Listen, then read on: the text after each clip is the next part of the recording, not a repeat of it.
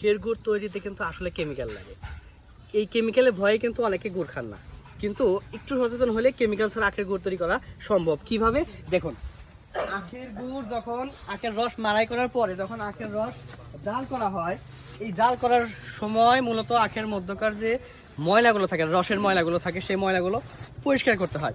এই সময় মূলত সবাই হাইড্রোস ব্যবহার করে।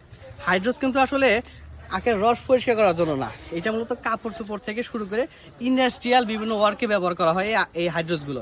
কিন্তু আমরা তাহলে কি করি? আমরা যেটা করি, বাংলাদেশ সুগার ক্রপ ইনস্টিটিউট বা ইক্ষু গবেষণা ইনস্টিটিউট থেকে অনুমোদিত বন ঢেঁড়সের যে রস, এটা একদম ন্যাচারাল একটা উপাদান।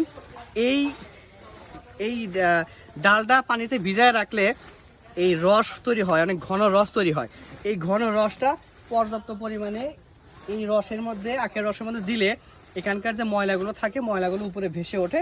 আমরা হাতার সাহায্যে বা একটা বড় ধরনের এই যে হাতা বলে, এটার সাহায্যে রস থেকে ময়লাগুলো উঠিয়ে ফেলি।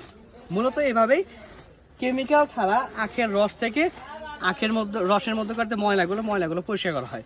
যার কারণে সব সতেজ থেকে যে আখের গুড় তৈরি করা হয়, এই আখের গুড়টা একেবারেই কেমিক্যাল মুক্ত।